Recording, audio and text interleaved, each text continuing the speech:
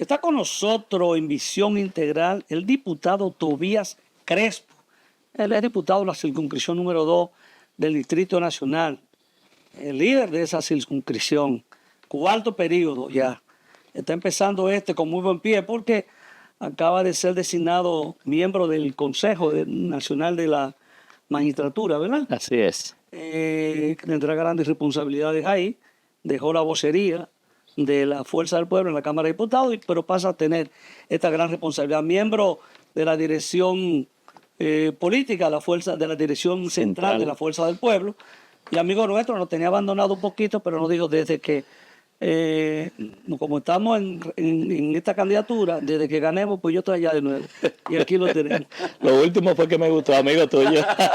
Gracias a Juan José por invitarme de nuevo a este espacio, Visión Integral, que verdaderamente me siento siempre como en casa, aquí, como si fuera una peña contigo, desde que, no sé si desde que inició el espacio, pero creo que sí, que fuimos... Usted tiene muchos años con nosotros. De los primeros, y agradeciendo la invitación que tú siempre nos haces a hablar de los grandes temas de la agenda nacional y saludando los que te siguen por este espacio siempre. Sí, te seguimos. De verdad que felicitándolo por esa designación, digo que es una gran responsabilidad, pero es una gran distinción ser parte de ese grupo reducido que tendrá la responsabilidad, valga la redundancia, de la elección de lo que sería la nueva Suprema Corte de Justicia, ¿no? Y los demás órganos, sí, los demás órganos constitucionales. Mira, sí, para nosotros ha sido de una gran distinción que en primer lugar la dirección política de manera unánime y también la Cámara de Diputados a unanimidad, todos los partidos políticos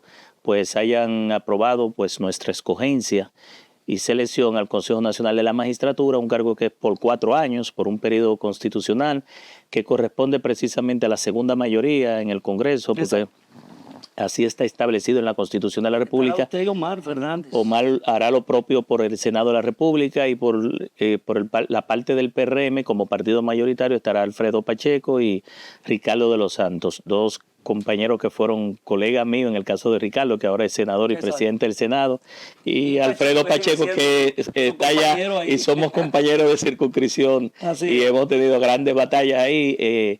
Pero coincidencia que son de la misma circunscripción.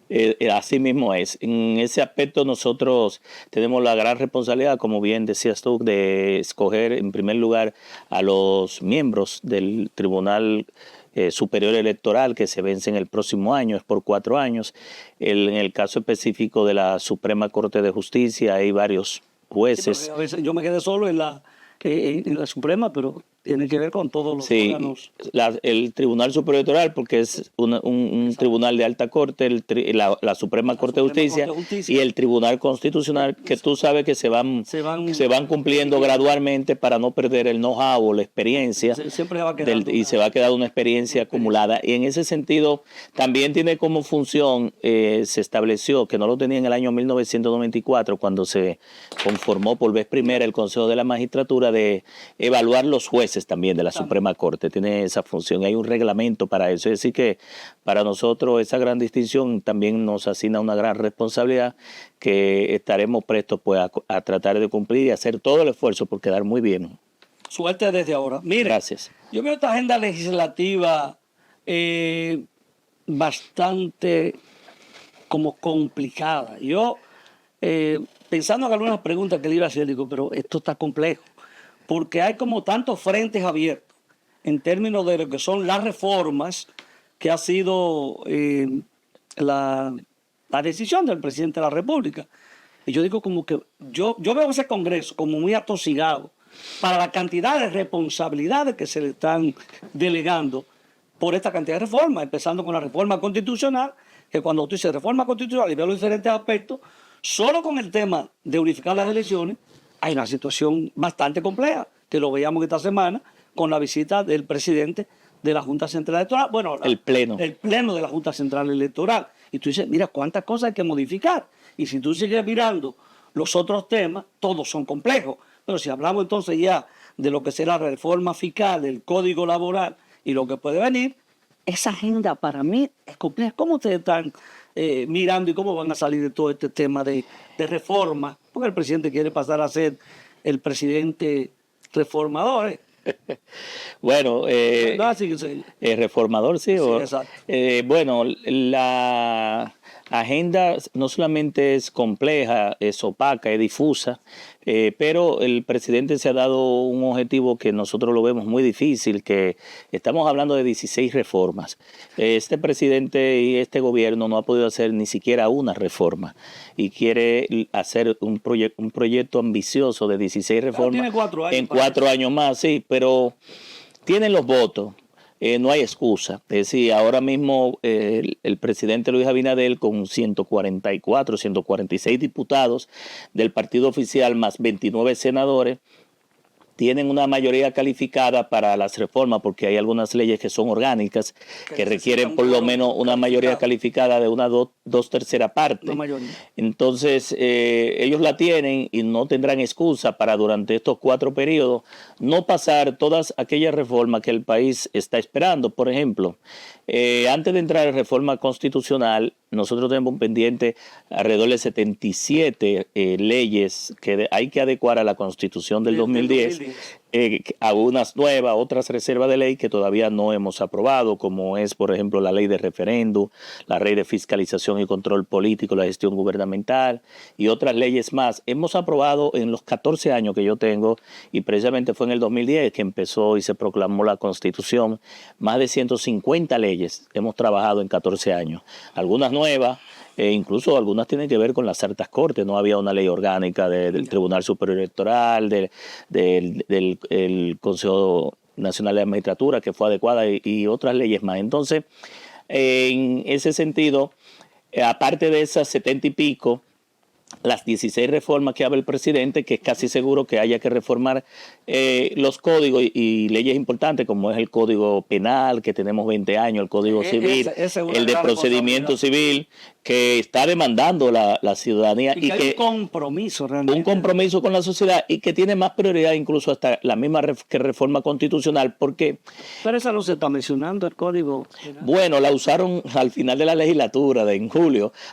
Nos pusieron 3 semanas, pero al final debajo de la mesa lo que metieron fue $1.000 millones en préstamo en 3 días. Ese era realmente el código que querían aprobar, y finalmente no se aprobó el código.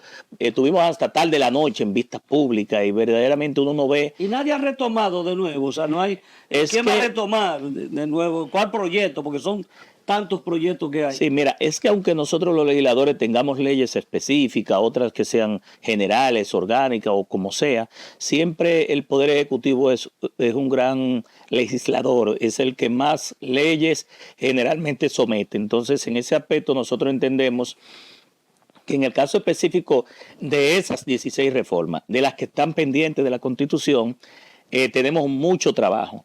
Habría que ver cómo priorizamos esas iniciativas, que es lo más importante. Y que a veces no es todo tan color de rosa como se puede pintar, porque en el caso de la misma reforma constitucional, cuando se habla de la reducción de la cantidad de legisladores, de diputados, también ahí hay sus resistencias en el mismo partido de gobierno. Sí, el partido de gobierno, en el caso de la reducción de los 53 o 57 diputados, están atrincherados, están de verdad que en rebeldía contra el presidente, y también con esta reforma. Sobre todo que aparte de reducir los legisladores, quieren aumentar los diputados nacionales. Exacto, son 20. Que son 20, de llevarlo de 5 a 20, y donde le quita representatividad directa a los territorios y lo lleva de manera indirecta arrastrada, y donde la tendencia debería ser cambiar hacia un sistema de votación directa como establece la Constitución y la misma ley orgánica del régimen electoral. Pero yendo a la reforma constitucional, te puedo decir que no solo por la visita de los jueces, o de los jueces no, de los magistrados de la Junta Central Electoral, los miembros que no son jueces, se desprenden modificaciones de leyes. La ley electoral, posiblemente haya que modificar la ley de partidos, porque fue primera. Hay que modificarla. Pero también esa constitución o esa modificación constitucional va a provocar más de 12 modificaciones de leyes. La modificación es decir, que aparte de las 16 reformas, y cada una hay que adecuar a esa nueva constitución lo que tiene que ver con el Ministerio Público, con el Procurador General Administrativo, con que el Consejo Nacional de la Magistratura, según quiere el presidente, sea el que elija al Procurador y que el Procurador salga del Consejo Nacional de la Magistratura. Yo estuve leyendo todos los articulados y fui anotando cada una de las modificaciones de leyes en las que impacta la modificación y que lo dice el propio presidente cuando envía la carta y nos da un plazo que vi raro porque el presidente no puede darnos plazo a nosotros, porque nosotros somos un poder independiente. Yo creo que el presidente quiere que eso se apruebe. El presidente quiere que nosotros en 4 años aprobemos todas las 16 reformas, las que desprende la Constitución, más las 77 que están pendientes. Si semanalmente se va a ir sometiendo una, y que parece que una de las más complicadas va a ser la reforma fiscal. O sea, ¿tendrán ustedes como la capacidad para hacerlo y que eso quede ahí? O sea, es lo que yo decía, o sea, porque es que... Bueno, mira, si se aprueba ya, como parece ser que veo la rapidez del presidente de la comisión bicameral, que nosotros estamos en esa comisión bicameral, y dio una declaración esta semana, y nos dimos cuenta durante la semana que también. No va a haber vista pública. Que no va a haber vista pública, que ellos no quieren... Lo vi con una posición. Sí, no quieren hacer referéndum también, es decir, no quieren escuchar al pueblo. Nosotros como legisladores, inmediatamente se apruebe esa ley, hay 15 días para nosotros constituirnos en lo que se llama la Asamblea Nacional Revisora, y desde ahí, pues, a partir de ese momento, el Congreso deja de legislar en otras iniciativas, es decir, paralizar. Y nos tenemos que concentrar específicamente a reformar la Constitución. Entonces ahí paralizamos todos los trabajos legislativos de comisiones especiales, permanentes y aquellas que sean bicamerales si la existen, y entonces debemos abocarnos de manera muy especializada y dedicada a ese tema. Cuando ese tema ya sea proclamada la Constitución, pues nosotros volvemos a retomar las labores legislativas, pero así mismo lo dice la Constitución de la República. ¿Y usted no cree así, para salir ya del tema de reformas y entrar a otros aspectos que quiero tratar, que fue como un poco el panorama que pintó el presidente de la Junta Central Electoral como un poco complicado si se hacen estas modificaciones, si se unifican las elecciones? Todo lo que se va a desprender de ahí, yo lo vi como muy complicado. Sí, tú sabes que el lunes... O es que no está de acuerdo, porque es que entonces eso va a salir más complicado. Mira, no puedo plantear de que el presidente lo dijera. El presidente no opinó ni dio recomendaciones sobre si están de acuerdo o no claro en la modificación. Él solamente se reservó... para ello. No, y porque están en un proceso de que quiere reelegirse también, entonces quieren el placer de los senadores para que lo reconfirmen en el puesto, y la reelección parece que es buena, pero fuera de eso, a lo que tienen derecho, y creo que fue lo mejor como árbitro, sí, está bien. Ellos lo único que fueron, Juan José, fue a establecer el esquema actual del 2020.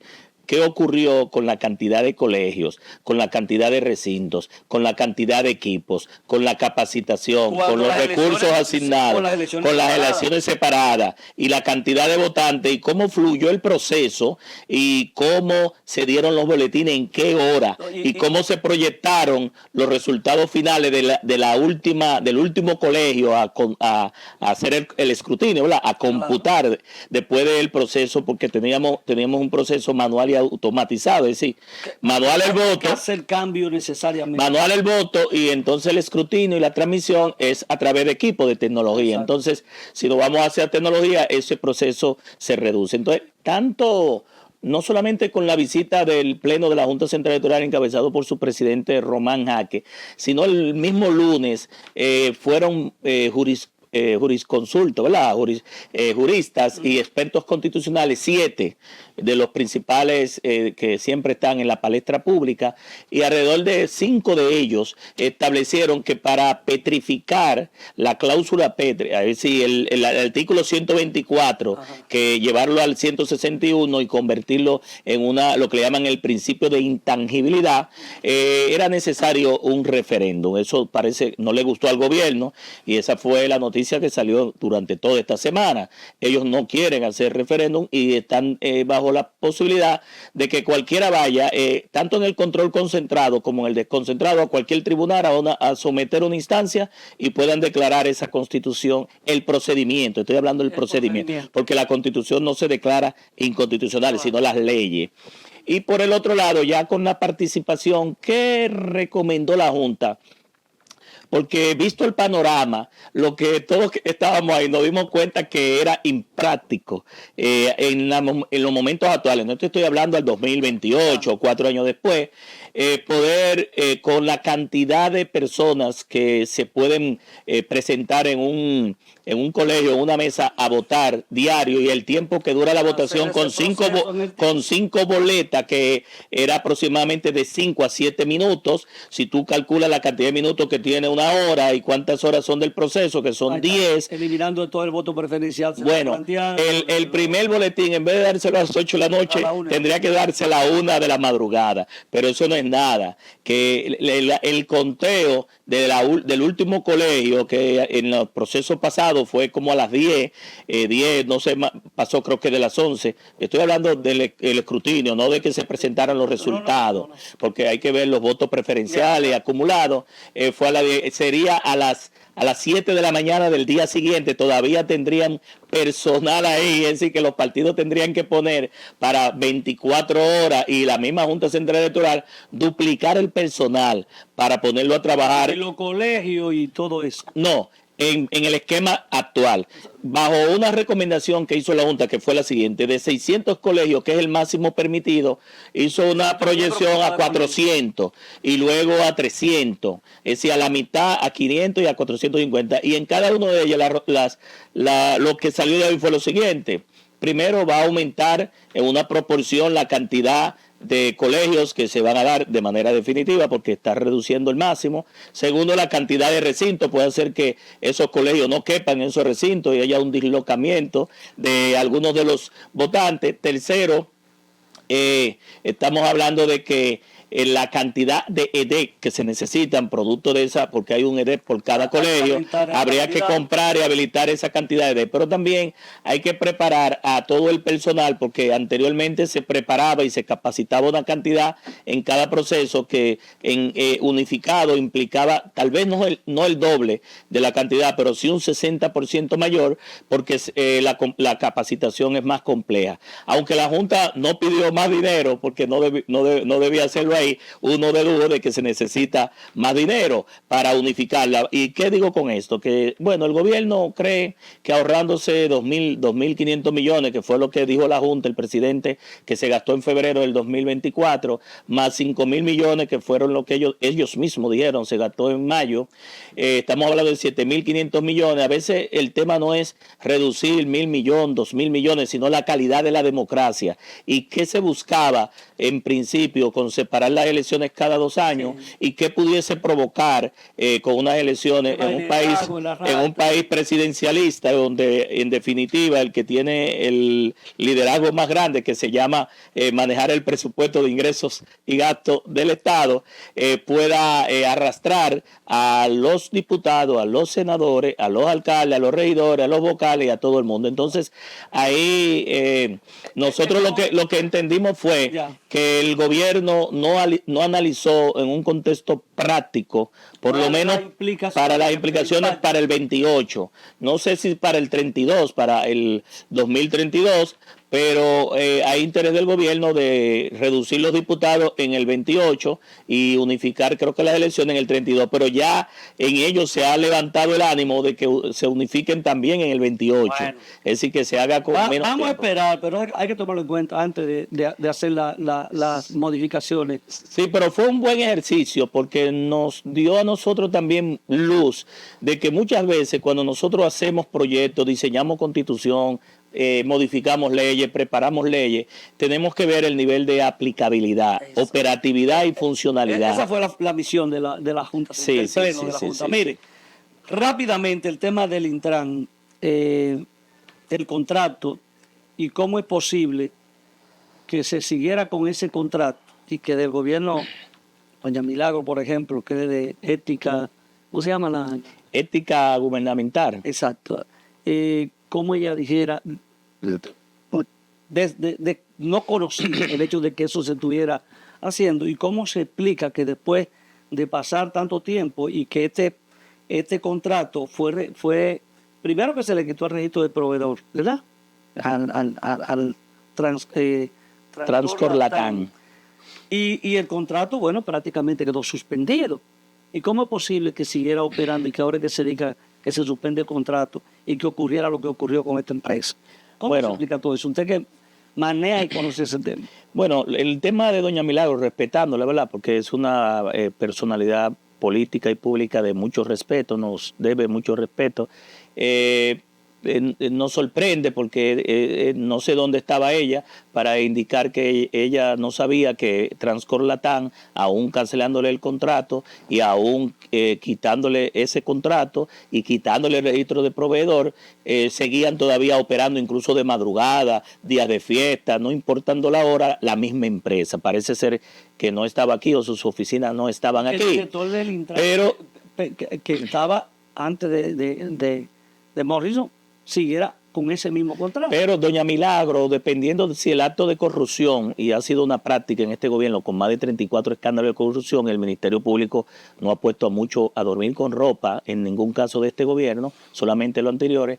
Ella, si el funcionario es de la élite oligarca, ella lo visita, se toma un cafecito, y a partir de ese cafecito el funcionario pide una licencia, viene su sustituto y ahí queda todo. Ahora, si el funcionario es de color y tiene el cabello crespo, igual que mi apellido, que en este caso específico ocurre con Milton Morrison del Intran también, pues viene su destitución y viene toda una serie de exclusión del tren gubernamental. Entonces, ¿qué pasa con este contrato de Transcorlatán? Después de 2 años, o casi más de 2 años, porque eso no vino a explotar el año pasado, venía desde el año anterior, desde el 2021, la licitación, y ya compras y contratación, y Carlos Pimentel lo sabía, lo que pasa es que después tenía que lavarse las manos, como dicen por ahí, porque ya habían programas de investigación periodistas que habían expresado eso y personas que habían participado en la licitación. Entonces, supuestamente se le cancela